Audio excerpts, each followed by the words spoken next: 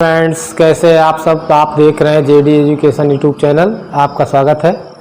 आज का हमारा विषय क्लास 7 का साइंस में है जीवों में जनन, यानी कि जो पौधे होते हैं उनमें जनन किस प्रकार से होता है। हम आप जानते हैं जनन का मतलब होता है जो अपने जैसे संतानों को पैदा करते हैं या बढ़ाने की जो प्रक्रिया होती है उसे क्या कहते हैं, जनन कहते हैं। जनन दो प्रकार से होता है, लैंगिक और अलैंगिक। लैंगिक जनन का मतलब होता है जो बीज के द्वारा होता है, और अलैंगिक जनन का मतलब क्या होता है, जिसमें बीज नहीं होते हैं। बहुत से ऐसे पौधे होते हैं जिनमें बीजें नहीं पाई जाती या नहीं होते हैं। उन पौधों में उनके जड़ के द्वारा, उनके पत्तियों के द्वारा, उनके टहनियों के द्वारा इस प्रकार के जनन को अलैंगिक जनन कहते हैं। तो सबसे पहले हम देखते हैं कि पौधों में जनन, हम आप जानते हैं कि सभी जीव अपने वंश को बनाए रखने, यानी कि कोई भी जीव जंतु हो, पेड़ पौधे हो, अपने वंश को बनाए रखने के लिए जनन क्रिया करते हैं। जनन क्रिया करते हैं। माता पिता जनक कहे जाते हैं। क्या कहे जाते हैं? जनक से संतति का जन्म जनन कहलाता है। संतति का जन्म जनन कहलाता है। जो माता पिता होते हैं उनके द्वारा जो उत्पन्न किए जाते हैं संतानें, उन्हें हम जनन कहते हैं। इस क्रिया में सभी जीव अपने समान जीवों को जन्म देते हैं, यानी कि जो जीव हैं अपने समान, अपने जैसे, अपने रूप आकार और उसी प्रकार के जीवों का जन्म देते हैं जिस प्रकार से वो होते हैं। जैसे मनुष्य है, पशु पक्षी है, जीव जंतु है, गाय है, भैंस है, बकरी, वो अपने जैसे। अधिकांश पौधों का शरीर जड़, तना, पत्ती तथा बना होता है। जड़, तना, पत्तियों से बना होता है। ये पौधों के कायिक अंग कहलाते हैं। ये पौधे क्या कहलाते हैं? कायिक अंग कहलाते हैं। वेजिटेटिव ऑर्गन्स होते हैं। पौधों के फूल को जनन अंग कहलाता है। जो पौधे का फूल होता है इसे जनन अंग कहलाता है। इन्हीं फूलों से फल तथा बीज बनते हैं। इन्हीं फूलों से क्या बनता है? फल बनता है। फल के बाद क्या बन जाता है? बीज बनता है, जिससे अगली पीढ़ी का जन्म होता है। जिससे क्या होता है? अगली पीढ़ी का जन्म होता है। कई पौधों की शाखाओं का रोपण, कई पौधों की शाखाओं का रोपण करके भी नए पौधों का निर्माण होता है। कई पौधों में आप तो लोग देखेंगे, जैसे गुलहड़ है, गुलहड़ के पौधे को टहनी क्या करते हैं? काट लेते हैं। मेहंदी है, उसके टहनी क्या करते हैं? काट लेते हैं, दूसरी जगह रोप देते हैं और नया पौधा तैयार हो जाता है। इस प्रकार से कार्य करते हैं। जनन की विधियां, पौधों में पाए जाने की जनन की निम्नलिखित दो विधियां। पौधों में जनन निम्नलिखित दो प्रकार से होता है। नंबर 1 अलैंगिक जनन और लैंगिक जनन, एसेक्सुअल और सेक्सुअल। अलैंगिक जनन, अलैंगिक का मतलब होता है ऐसे भाग जो बिना बीज के उत्पन्न किए जाते हैं, जिनसे नए पौधों का जन्म होता है, उसे अलैंगिक जनन कहते हैं। अलैंगिक जनन में पौधों के किसी भी भाग जैसे जड़, तना, पत्ती से नए पौधे उत्पन्न होते हैं। इस प्रक्रिया में बीजों का उपयोग संतति बनाने में नहीं होता है। संतति बनाने में नहीं होता है, यानी कि इसमें जड़, तना, पत्ती का प्रयोग करते हैं। इसमें बीजों का प्रयोग नहीं होता, क्योंकि बीज इसमें नहीं पाए जाते हैं अधिकतर। और लैंगिक जनन में क्या होता है? लैंगिक जनन में नए पौधे बीजों द्वारा उत्पन्न होते हैं, बीजों द्वारा उगाए जाते हैं या उत्पन्न होते हैं। फिर इसके बाद हम देखते हैं अलैंगिक जनन। अभी बताया गया था अलैंगिक जनन में आप तो लोग देखे होंगे, जैसे घर में आप देखे होंगे, कभी गन्ना देखिए, गन्ने में बीज नहीं होता है। फिर इसके बाद आप देखिए आलू देखे होंगे, आलू को कई खंड में काट करके बोया जाता है। इस प्रकार से चीजों का कार्य किया जाता है। अलैंगिक जनन निम्नलिखित प्रकार से होता है। अलैंगिक जनन निम्नलिखित प्रकार से होता है। नंबर 1 क्या है? मुकुलन द्वारा। नंबर 1 मुकुलन द्वारा होता है। नंबर 2 किसके द्वारा होता है? खंडन द्वारा होता है। नंबर 3 किसके द्वारा होता है? बीजाणु निर्माण द्वारा होता है। नंबर 4 किसके होता है? वर्धी प्रजनन या कायिक प्रवर्धन द्वारा। अब हम जानते हैं कि मुकुलन क्या है। अब इसके बारे में हम देखते हैं कि मुकुलन क्या है। मुकुलन का मतलब क्या होता है? जो मुकुलन होता है, यानी कि हम आप जानते हैं जो पाव रोटी बनती है, पाव रोटी को हम ब्रेड कहते हैं। पाव रोटी बनाने के लिए ब्रेड कहते हैं। इसको फुलाने के लिए क्या किया जाता है? ईस्ट का प्रयोग किया जाता है। क्या करते हैं? ईस्ट का उपयोग किया जाता है। जो ये मुकुलन जो होता है, अभी बताया था कि पाव रोटी जो ब्रेड होते हैं उनको फुलाने में ईस्ट का उपयोग किया जाता है। जो ईस्ट होता है ये एक कोशिक जीव होते हैं जो सूक्ष्मदर्शी के द्वारा दिखाई देते हैं। ये एक कोशिक जीव को क्या किया जाता है, ये पर्याप्त मात्रा में पोषण होता है तो जो ईस्ट होता है कुछ ही घंटों में क्या करता है, वृद्धि कर लेता है और वृद्धि करके क्या करता है, मुकुलन यानी कि जनन करने लगते हैं। इस प्रकार से ईस्ट कोशिका से एक छोटा सा उभार निकलने लगता है। उभार का मतलब होता फूल जाता है और जिसे मुकुल या कली कहते हैं। मुकुल धीरे धीरे वृद्धि करके अपनी मात्र यानी कि जनक कोशिका से क्या करता है, अलग हो जाता है। जनक कोशिका से अलग हो जाता है और नई ईस्ट कोशिका का निर्माण हो जाता है, बन जाता है। मुकुलन की यह क्रिया इतनी तेज होती है कि कई नवीन मुकुल अपनी जनक कोशिका से बिना अलग हुए क्या करते हैं, एक श्रृंखला बना लेते हैं और इस श्रृंखला के द्वारा ही ईस्ट का निर्माण हो जाता है। इस प्रकार से मुकुलन कहते हैं। इसे क्या कहते हैं, मुकुलन कहते हैं। खंडन का मतलब क्या हुआ, जिसमें खंड हो जाए और नए पौधे का जन्म हो जाए तो उसे हम क्या कहेंगे, खंड कहेंगे। खंड का मतलब क्या है, बटना। जैसे आप सब लोग या आप देखे होंगे तालाबों में जो शैवाल पाया जाता है, एलोथ्रिक्स पाया जाता है, यानी कि जो हरे हरे पाए जाते हैं उनको क्या करिए आप खींच लीजिए। खींच करके जो उनके टुकड़े हो जाते हैं, उनके खंड होते हैं और एक नए पौधे का जन्म होता है तो इसे क्या कहते हैं, खंडन कहते हैं। जलाशयों में हरे रंग के तंतुओं के गुच्छे तैरते रहते हैं, जो गुच्छों की तरह तैरते रहते हैं, ये शैवाल होते हैं। क्या होते हैं, शैवाल होते हैं। इनके तंतु अनेक खंडों में टूट जाते हैं। इनके जो खंड होते हैं अनेक खंडों में टूट जाते हैं, जिसे खंडन कहते हैं। टूट जाते हैं जिसे क्या कहते हैं, खंडन कहते हैं। और प्रत्येक खंड या टुकड़े से नए नए पौधों का जन्म हो जाता है। नए नए पौधों क्या होता है, निर्माण होता है। जैसे स्पाइरोगारा तथा इलोथ्रिक्स, स्पाइरोगारा और इलोथ्रिक्स आदि शैवाल इसी विधि से प्रजनन करते हैं। फिर इसके बाद आता है बीजाणु निर्माण। बीजाणु का मतलब क्या हो गया, छोटे छोटे जो स्पोर होते हैं उन्हें कहते हैं बीजाणु निर्माण। बीजाणु निर्माण क्या है कि यह अचार या डबल रोटी पर आप सब लोग देखेंगे जहाँ अचार डबल रोटी होता है या रोटियां रखी होती हैं, नम स्थान होता है, वहाँ पर सफ़ेद सफ़ेद फफूंद पड़ जाता है, उसी कहते हैं स्पोर। सफ़ेद रंग के फफूंद उगाते हैं। सफ़ेद रंग के क्या होते हैं, फफूंद उगाते हैं। इनसे छोटी छोटी धागे जैसी रचना होती है। इसमें छोटी छोटी धागे जैसी रचना होती है जिसे कवक तंत्र कहते हैं। जिसे क्या कहते हैं, कवक तंत्र कहते हैं। जो ये कवक तंत्र होते हैं, इनके तंतुओं के ऊपरी सिरे क्या होते हैं, फूल जाते हैं। ऊपरी सिरे क्या होते हैं, फूल जाते हैं, जिससे अत्यंत छोटी छोटी रचनाएं बनती हैं, जिसे बीजाणु कहते हैं। जिसे क्या कहते हैं, बीजाणु कहते हैं। जिसे क्या कहते हैं, बीजाणु कहते हैं। ये बीजाणु प्रतिकूल परिस्थितियों का मतलब क्या है कि बहुत कम पानी या भोजन होता है, पोषण होता है, तभी भी क्या होता है, पानी तथा भोजन आदि की कमी में भी जीवित रहते हैं। जब बीजाणु हवा द्वारा, यानी कि जब बीजाणु हवा द्वारा क्या हो, नम स्थानों पर गिरते हैं, यानी कि जहाँ पर नम स्थान होगा वहाँ पर, जब ये बीजाणु हवा द्वारा नम स्थानों पर गिरते हैं तो क्या होंगे, नए पौधों का निर्माण हो जाएगा। जब बीजाणु हवा द्वारा नम स्थानों पर गिरते हैं तो अंकुरित होकर के नए कवक या फफूंद का निर्माण कर लेते हैं। जैसे शैवाल, मांस, फर्ण आदि में भी बीजाणुओं द्वारा क्या होता है, नए पौधों का जन्म होता है। फिर इसके बाद आता है, इसे वेजिटेटिव कहते हैं। ऐसे पौधे जिसमें जड़, तना, पत्ती द्वारा नए पौधे का जन्म हो उसे क्या कहते हैं, वर्धी प्रजनन कहते हैं।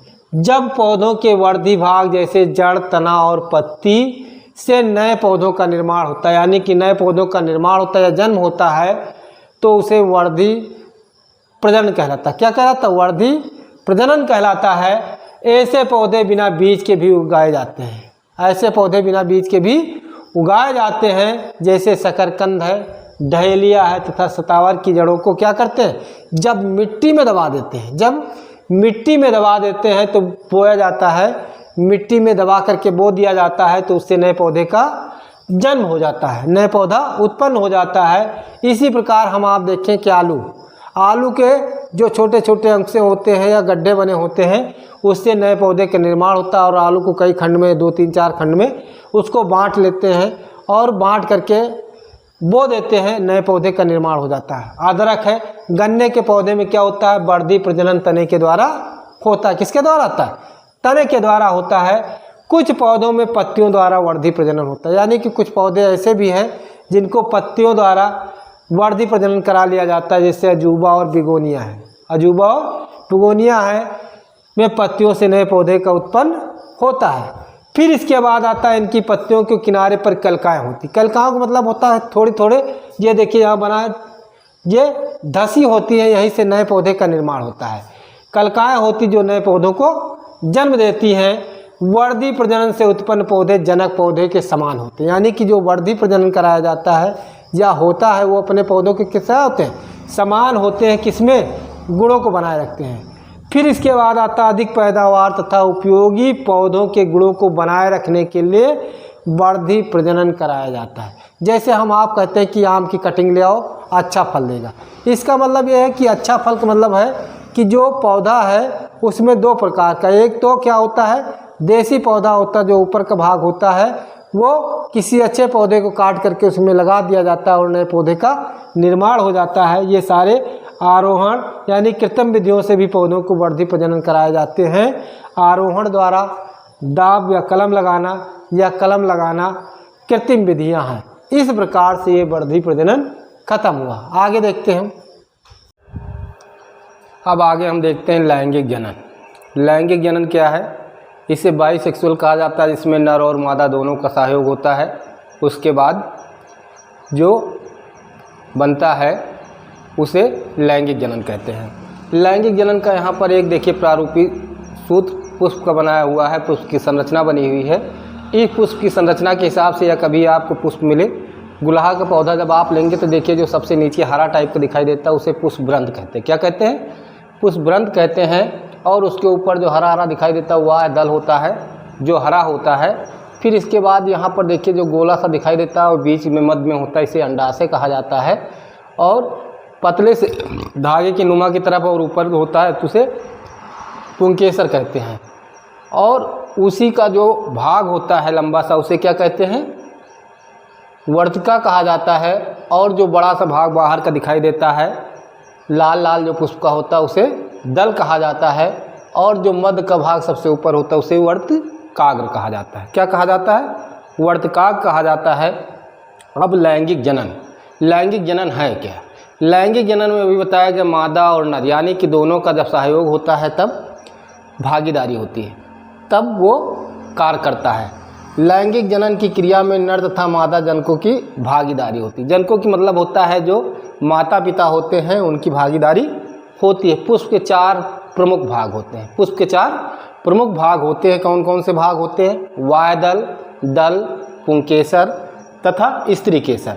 यानी पुष्प के 4 प्रमुख भाग होते हैं, वायदल, दल, पुंकेसर तथा स्त्री केसर होते हैं। अब अधिकांश पौधों में पुंकेसर नर जननांग होता है और तथा स्त्री केसर क्या होता है? मादा जननांग होता है। एक ही पुष्प में पाए जाते हैं, जिसमें नर और मादा दोनों प्रकार के अंग पाए जाते हैं या जननांग पाए जाते हैं। उसे क्या कहते हैं? द्विलिंगी कहा जाता है। क्या कहते हैं? द्विलिंगी कहा जाता है। इन्हें द्विलिंगी पुष्प कहते हैं। इन्हें क्या कहते हैं? द्विलिंगी पुष्प कहते हैं। जैसे गुड़हल, सरसों, मटर, सेम आदि। आप द्विलिंगी यानी कि स्त्री केसर और पुंकेसर दोनों एक साथ मिले होते हैं, उन्हें द्विलिंगी कहा जाता है। फिर इसके बाद आता है कुछ पौधों में पुंकेसर तथा स्त्री केसर अलग अलग पुष्पों में पाए जाते हैं। कुछ पौधे यानी कि कुछ पौधों में क्या होता है? नर जननांग और मादा जननांग अलग अलग पौधों में पाए जाते हैं। जब नर और मादा जननांग अलग अलग पौधे पर पाए जाते हैं तो इन्हें क्या कहते हैं? एक लिंगी पुष्प कहते हैं। क्या कहते हैं? एक लिंगी पुष्प कहा जाता है। जैसे पपीता, कभी कभी आप सब लोग देखेंगे पपीता कहें भैया फल नहीं दे रहा है, फल नहीं दे रहा है, मादा वाला देता है, नर वाला नहीं देता, तो पपीता हो गया इसका उदाहरण। मक्का है, ककड़ी है, लौकी है, कद्दू तथा खीरा आदि आते हैं। एक समान पुष्प में निम्नलिखित 4 भाग होते हैं। अभी हम पीछे पढ़ चुके हैं कि 4 भाग होते कौन कौन से, बाह्यदल, दल, पुंकेसर और स्त्री केसर। पुष्प के विभिन्न भाग यहाँ पर बनाया गया। देखिए यहाँ परागकोश बनाया गया है। ये बाह्यदल यानी कि जो ये बाहर की तरफ बताया गया था, ये बाह्यदल है, ये दल पुंज है। और यहाँ स्त्री केसर, पुष्पासन, अंडाशय, वर्तिका और वर्तिकाग्र, ये इसके भाग होते। फिर बाह्यदल किसे कहते हैं? बाह्यदल है क्या? बाह्यदल में बताया गया था ये सामान्य तौर पर हरे होते, जो बाहर का भाग दिखाई देता जहाँ से पुष्प बनता है वहाँ पर वो हरा दिखाई देता है। और कली की अवस्था में पुष्प के भीतरी अंगों की क्या करता है? सुरक्षा करता है। जो कली के रूप में अंगों की सुरक्षा करते हैं और हरे होने के कारण ये क्या करते हैं? प्रकाश संश्लेषण का कार्य करते हैं। क्या करते हैं? प्रकाश संश्लेषण का कार्य करते हैं। देखते हैं कि दल क्या है। दल आप देखेंगे ये रंगीन होते हैं। जैसे कोई पुष्प हम देखते हैं जो कलर दिखाई देता है वो क्या होते हैं? दल होते हैं। जो सबसे पहले भाग दिखाई देता है वो क्या होते हैं? दल होते हैं। जैसे गुड़हल का लीजिए, ऊपर से जहाँ से तोड़ते हैं उसके बाद हरा दिखाई देता है, उसके बाद जो 4 या 5 पंखुड़ी दिखाई देती हैं उसे क्या है? दल होते हैं।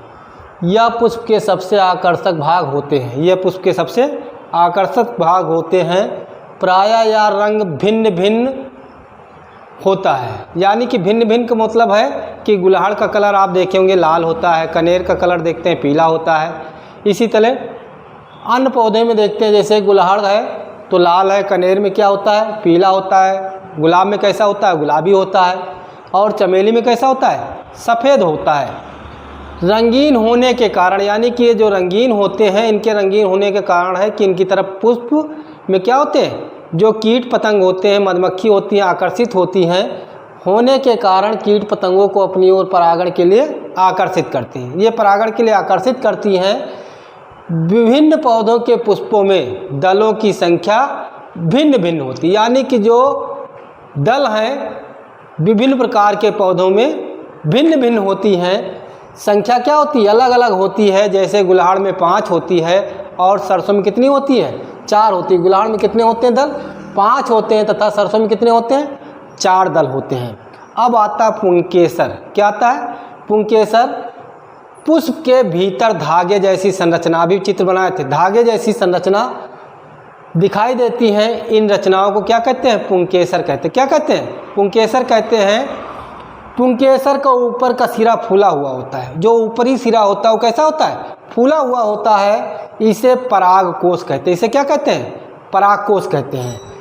परागकोश में चूर्ण के समान नन्हे नन्हे कण भरे होते हैं, यानी कि नन्हे नन्हे जो कण रहते हैं इन्हें परागकण कहते हैं। इन्हें क्या कहते हैं? परागकण कहते हैं। ये परिपक्व होने पर परागकोश से बाहर निकल आते हैं, यानी कि जब ये पक जाते हैं तो ये क्या होते हैं? बाहर निकल आते हैं। और ये परागकण क्या होता है? हवा के द्वारा, पानी के द्वारा, कीट पतंगों व अन्य जंतुओं के द्वारा अपने पुष्प या दूसरे पुष्प के वर्तिकाग्र पर पहुंच जाते हैं। जब वर्तिकाग्र पर पहुंच जाते हैं तो क्या करते हैं? परागण हो जाता है। फिर इसके बाद आता है स्त्री केसर। क्या आता है? स्त्री केसर। स्त्री केसर बताया गया था कि स्त्री केसर क्या है? ये पुष्प का मादा जननांग होता है या पुष्प का मादा भाग होता है। या क्या होता है? पुष्प का मादा भाग होता तथा मध्य में स्थित होता है। जो मध्य का भाग होता है वो स्त्री केसर होता है और मध्य में स्थित होता है। इसके 3 भाग होते। इसके कौन कौन से भाग हैं? 3 भाग होते। पहला भाग दिया नीचे का फूला हुआ भाग, क्या कहलाता है? अंडाशय कहलाता है। जो नीचे भाग होता है क्या होता है? अंडाशय होता है। अंडाशय से लगी नली जैसी संरचना वर्तिका कहलाती है। और वर्तिका के अग्रभाग पर जो फूली हुई भाग होती है या फूली हुई रचना होती है वो क्या कहलाती है? वर्तिकाग्र कहलाती है। इसके 3 भाग हैं। जो फूला हुआ भाग होता है उसको अंडाशय कहते हैं। अंडाशय से लगी नली जैसी संरचना वो क्या कहलाती है? वर्तिका कहलाती है। और वर्तिका के अग्रभाग पर फूली हुई संरचना क्या कहलाती है? वर्तिकाग्र कहलाती है। प्रत्येक अंडाशय में एक या अनेक बीजांड होते हैं। प्रत्येक अंडाशय में क्या है? एक होता है, अनेक बीजांड होते हैं। जैसे आम में देखिए एक लगा होता है, लेकिन सरसों के देखिए कितने फली होते हैं, गेहूँ, जिसमें मादा युग्मक अंड का निर्माण होता है। पुष्प के सभी भाग एक आसन पर टिके होते हैं, यानी कि जब आप पुष्प जहाँ से तोड़ते हैं डंठल के वो आसन पर टिके होते हैं, जिसे क्या कहते हैं? पुष्पासन कहते हैं। क्या कहते हैं? पुष्पासन कहते हैं। परागण क्या है? परागण, पॉलिनेशन परागण का मतलब होता है कि पराग कणों का परागकोश, यानी कि पराग कणों का परागकोश से निकलकर वर्तिकाग्र पर पहुंचने की क्रिया को परागण कहते हैं। पराग कणों का परागकोश से निकलकर वर्तिकाग्र पर पहुंचने की क्रिया को परागण कहते हैं। यह क्रिया वायु द्वारा, जल द्वारा तथा जंतुओं द्वारा होती है। फिर स्वपरागण और परपरागण होता है। स्वपरागण मतलब होता है जो स्वयं पेड़ पौधों में हो जाता है, यानी स्वयं के पुष्प पर स्वयं के पौधों में हो जाती है, उसे क्या कहते हैं? स्वपरागण। जब परागकण अपने ही पुष्प के वर्तिकाग्र पर अथवा उसी पौधे के दूसरे पुष्प के वर्तिकाग्र पर पहुंचते हैं तो यह क्रिया स्वपरागण कहलाती है। यह क्रिया क्या कहलाती है? स्वपरागण, सेल्फ पॉलिनेशन। फिर इसके बाद आता है यदि किसी पुष्प के परागकण निकलकर, यानी किसी पुष्प के परागकण निकलकर उसी जाति के अन्य पौधे के पुष्पों से वर्तिकाग्र पर पहुंचते हैं तो यह क्रिया क्या कहलाती है? पर परागण कहलाती है, क्रॉस पॉलिनेशन कहलाती है। क्या कहलाती है? क्रॉस पॉलिनेशन कहलाती है। स्वपरागण और परपरागण दो प्रकार के परागण होते हैं, स्वपरागण और परपरागण। चलिए अब आगे देखते हैं हम सब लोग परागकणों का अंकुरण तथा निषेचन, कि परागकणों का अंकुरण कैसा होता है और निषेचन कैसा होता है। परागकण बताया गया कि वायु के द्वारा, जल के द्वारा, कीट के द्वारा या मनुष्य आदि के द्वारा वर्तिकाग्र पर पहुँचते हैं। जब वर्तिकाग्र पर पहुँचते हैं तो क्या होता है? नम एवं चिपचिपे होते हैं। तो नम और चिपचिपे वर्तिकाग्र पर क्या होता है? परागकण क्या होते हैं? अंकुरित होकर के पराग नलिका बनाते हैं। क्या बनाते हैं? पराग नलिका बनाते हैं, जिससे नर युग्मक होते हैं, जो नर युग्मक होते हैं। और पराग नलिका वर्तिका से होती हुई, यानी कि पराग नलिका जो होती है वर्तिका से होती हुई कहाँ पहुँच जाती है? अंडाशय बीजांड से, जिसे अंडकोश में प्रवेश करती है। जब वहाँ पर प्रवेश करती थी इस प्रकार नर युग्मक बीजांड में उपस्थित मादा युग्मक से क्या करता है? संयोग करता है, युग्मन करता है, युग्मन करते हैं। और इस क्रिया क्या कहा जाता है? निषेचन कहते हैं। इस क्रिया क्या कहते हैं? निषेचन कहते हैं। युग्मन द्वारा बनी कोशिका युग्मनज कहलाती है। क्या कहलाती है? युग्मनज कहलाती है, जिससे भ्रूण का विकास होता है। क्या विकास होता है?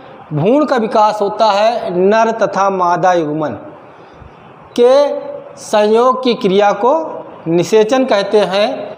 निषेचन के पश्चात, यानी कि जब निषेचन हो जाता है तो उसके पश्चात क्या होता है? बीजांड विकसित होकर के क्या होते हैं? बीजांड विकसित हो जाते हैं, बीज बनाता है। बीजांड विकसित होकर क्या बनाते हैं? बीज बनाते हैं। तथा अंडाशय विकसित होकर के क्या करता है? फल बनाता है। बीजांड विकसित होकर के बीज बनाते हैं और अंडाशय विकसित होकर के क्या बनाता है? फल बनाता है। जबकि पुष्प के अन्य भाग, पुष्प के जो अन्य भाग होते हैं वो मुरझा करके क्या होते हैं? गिर जाते हैं। कुछ फल गूदेदार और रसीले होते हैं, सरस होते हैं, जैसे आम, सेब, संतरा, अमरूद, नींबू, टमाटर आदि। और कुछ शुष्क होते हैं। शुष्क में देखे होंगे कि जैसे आप अखरोट, काजू, बादाम आदि क्या होते हैं? शुष्क होते हैं। यहाँ पर देखिए पुष्पी पौधों में जनन का चित्र बना हुआ है।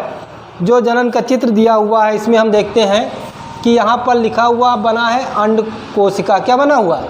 अंड कोशिका बना हुआ है। ये अंडाशय है, ये वर्तिका है और ऊपर वर्तिकाग्र है, वहाँ लिखा हुआ अंकुरित होता परागकण। फिर इधर लिखा हुआ है युग्मन निर्माण और परागकण अंकुरित होते हैं। इस प्रकार से पुष्पी पौधों में जनन होता है। फिर नेक्स्ट देखते हैं, ये देखते हैं हम सब लोग प्रकीर्णन। प्रकीर्णन का मतलब क्या होता है कि जो बीज होते हैं एक स्थान से दूसरे स्थान पर पहुंचने की जो प्रक्रिया होती है उसे क्या कहते हैं? प्रकीर्णन कहते हैं। प्रकीर्णन की विभिन्न विधियां हैं। विभिन्न विधियां क्या है? जल के द्वारा, वायु के द्वारा, जंतुओं द्वारा तथा चिड़ियों यानी कि जंतु और पक्षियों के द्वारा विभिन्न प्रकार से ये कार्य करता है। कैसे देखते हैं? प्रकीर्णन, बीजों को एक स्थान से दूसरे स्थान तक पहुंचा देते हैं। इस क्रिया को प्रकीर्णन कहते हैं। इस प्रक्रिया क्या कहते हैं? प्रकीर्णन कहते हैं। बीजों का प्रकीर्णन विभिन्न प्रकार से होता है। प्रकृति में फलों एवं बीजों का प्रकीर्णन वायु, जल तथा जंतुओं द्वारा होता है। जैसे आप सब लोग देखे होंगे बहुत प्रकार के बीज देखते हैं, जैसे आप सब लोग देखे होंगे शीशम, चिलविल, उसमें पतले हल्के होते हैं और हवा के द्वारा क्या होता है, उड़ करके दूर तक पहुंच जाते हैं। चिलविल तथा द्विफल मेपल्स जैसे पौधों के पंख युक्त बीज, यानी कि पंख युक्त बीज होते हैं, जो घासों के हल्के बीज अथवा मदार रोग के रोम युक्त बीज और सूरजमुखी के रोम युक्त फल हवा द्वारा उड़कर क्या होता है, दूर दूर तक चले जाते हैं। दूर दूर तक चले जाते हैं, जब अनुकूल मौसम मिलता है तो वो पौधे उगाते हैं। पीपल बरगद आप देखेंगे, पीपल बरगद का पेड़ आपको कहीं पर छत के ऊपर, कहीं मंदिर के ऊपर, कहीं पर दिखता है। तो क्यों दिखता है कि जो पक्षी होते, चिड़िया होती हैं, वो क्या करते हैं, इनके फलों को खाती हैं, बीज को खा करके। तो जो बीज होते हैं वो बीज के द्वारा क्या करते हैं, उनको बाहर कर देते हैं और गिरा देते हैं, और कुछ समय बाद वो पौधों का रूप ले लेते हैं। तो पीपल बरगद जैसे वृक्षों के बीज चिड़ियों द्वारा दूर दूर तक पहुंचा जाते हैं, पहुंचा दिए जाते हैं, पहुंच जाते हैं और नए पौधे विकसित हो जाते हैं। कुछ पौधे जैसे नारियल, नारियल क्या होता है, जूट होती है, आदि फलों के आवरण तंतुमय यानी रेशेदार होते हैं, ताकि वे जल में तैरते हुए एक स्थान से दूसरे स्थान तक जा सके। इस प्रकार से ये कार्य करता है। फिर इसके बाद आगे क्या है, क्योंकि कुछ जंतुओं यानी कुछ बीज जंतुओं द्वारा प्रकीर्णित होते हैं, कुछ बीज जंतुओं द्वारा प्रकीर्णित होते हैं, जैसे कंटकी, कांटेदार के बीज, जिनमें हुक जैसी संरचनाएं होती हैं, जिससे बीज जंतुओं के शरीर में क्या होते हैं, चिपक जाते हैं, फंस जाते हैं, जो दूर दूर तक पहुंच जाते हैं, जैसे यूरेना तथा जेंथियम आदि। जैसे आप सब लोग देखेंगे रास्ते में कहीं झाड़ी झंखाड़ी में जाइए तो पैंट में, कपड़े में जो क्या है, लटजीरा या इस प्रकार की चीज़ें फंस जाती हैं, जो एक स्थान से दूसरे स्थान तक पहुंचने का सबसे उपयुक्त माध्यम है।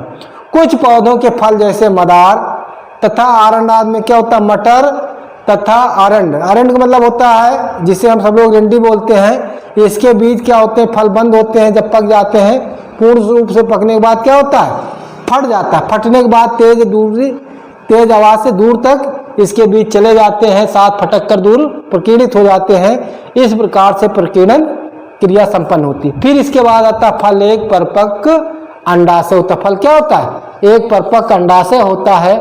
आज के लेक्चर में यही तक, फिर नेक्स्ट लेक्चर में मिलते हैं, तब तक के लिए धन्यवाद, जय हिंद, नमस्कार।